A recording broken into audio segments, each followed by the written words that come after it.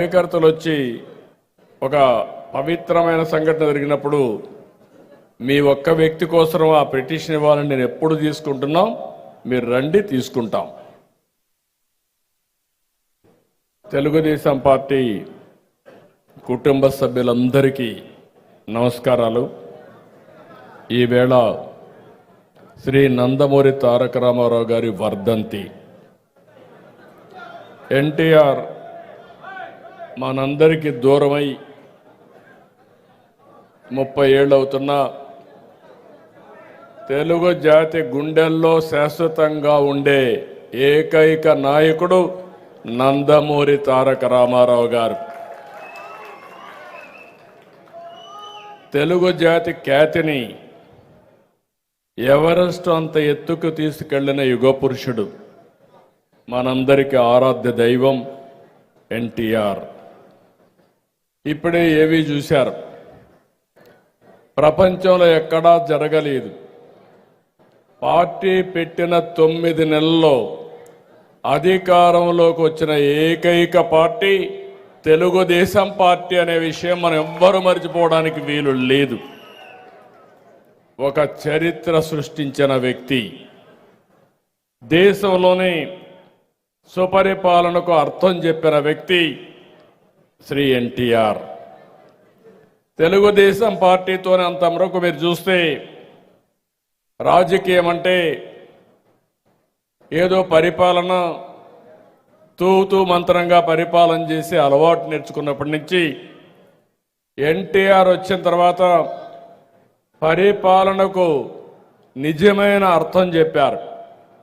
సంక్షేమ కార్యక్రమాలు, అభివృద్ధి కార్యక్రమాలకు నాంది పలికారు.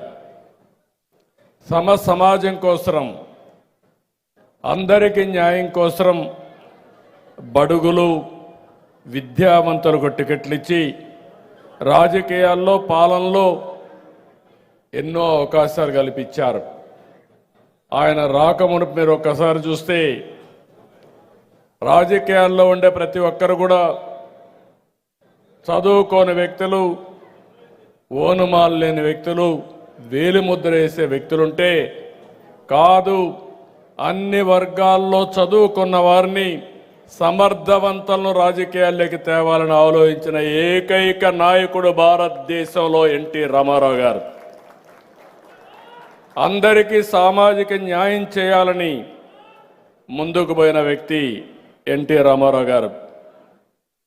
ఆ రోజు ఒకటే నినాదం, తెలుగు జాతి ఆత్మ గౌరవం. రెండోది, పేద ప్రజల అభ్యున్నతి లక్ష్యంగా ఆయన పరిపాలన చేపట్టారు. ఈరోజు మనందరికీ తెలుగు రాష్ట్రం వచ్చిందంటే పొట్టి శ్రీరాములు గారు ప్రాణత్యాగం చేసి మొట్టమొదటిసారిగా భాషా ప్రయుక్త రాష్ట్రాలకు నాంది పలికి తొలి రాష్ట్రం తెలుగు వారి కోసం ఏర్పాటు చేసింది పొట్టి శ్రీరాములు గారు అయితే, ఆ తర్వాత మదరాసి అని పిలుస్తా ఉంటే కాదు, తెలుగు జాతి ఒకటి ఉందని ప్రపంచానికి చాటి చెప్పిన ఏకైక నాయకుడు నందమూరి తారక రామారావు గారు. పాలనలో సంస్కరణలు తీసుకొచ్చారు. బడుగులకు, మహిళలకు ప్రత్యేక చట్టాలు తీసుకొచ్చారు. ఆ రోజు మహిళలకు ఆస్తిలో సమాన హక్కు తీసుకొస్తే తర్వాత 40, 50, 20, 30 సంవత్సరాలకి ఆ దేశంలోనే ఒక చట్టంగా తయారయ్యే పరిస్థితి వచ్చింది. ఎస్సీలకు, ఎస్టీలకు రాజ్యాంగంలో ఆ రోజు రిజర్వేషన్లు కల్పిస్తే కాదు, బీసీలు కూడా ఉన్నారు, వీళ్ళకు కూడా అన్యాయం జరిగిందని మొట్టమొదటిసారిగా 20% బీసీలకు స్థానిక సంస్థల్లో రిజర్వేషన్లు కల్పించిన నాయకుడు నందమూరి తారక రామారావు గారు.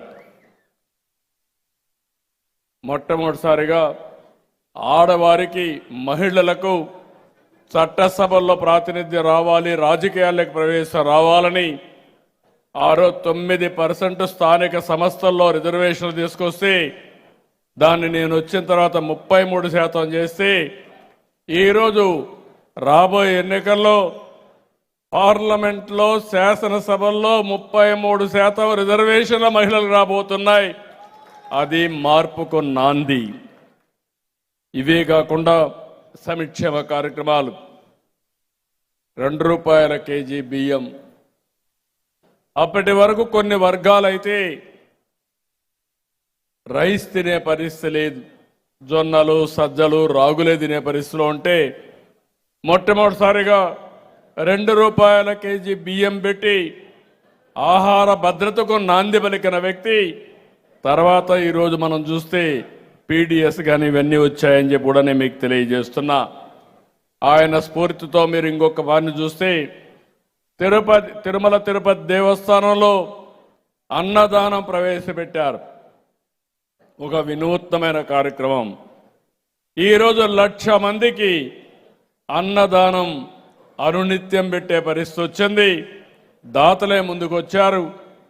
ఈరోజు ఏమాత్రం కూడా ఇబ్బంది లేకుండా సుజావుగా కార్యక్రమాలు జరిగే పరిస్థితికి వచ్చింది.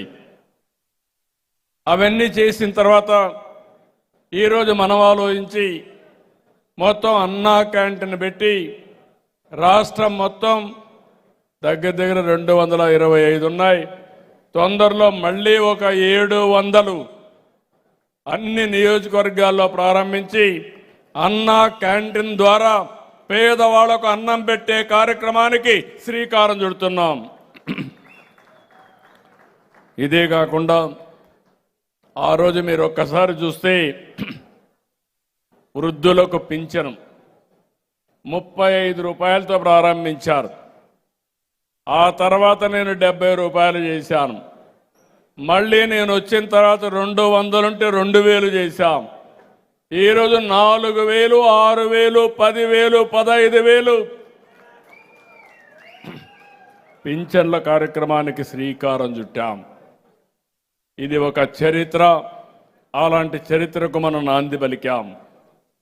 పేదవాళ్ళందరూ ఉంటే వీళ్ళకందరికీ పక్కా ఇళ్ళు లేకుండా ₹500, ₹600 మామూలు గుడిసెలేస్తా ఉంటే ఆ గుడిసెలన్నీ ఎండలకు ఇదైపోయి వర్షాలు ఎగిరిపోతా ఉంటే కాదు, పేదవాడు ఉండవలసింది పక్కా ఇళ్ళని నినాదమే కాకుండా ఏర్పాటు చేసి చూపించిన వ్యక్తి ఎన్టీ రామారావు గారు అని చెప్పి నేను మీకు తెలియజేస్తున్నా.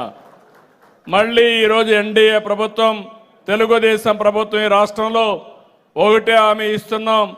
ప్రతి ఒక్కరికి గ్రామీణ ప్రాంతాల్లో 3 సెంట్లు, పట్టణ ప్రాంతాల్లో 2 సెంట్లు, ప్రతి ఒక్కరికి ఇల్లు కట్టించే బాధ్యత, ఇంటి భద్రత ఏర్పాటు చేస్తాం.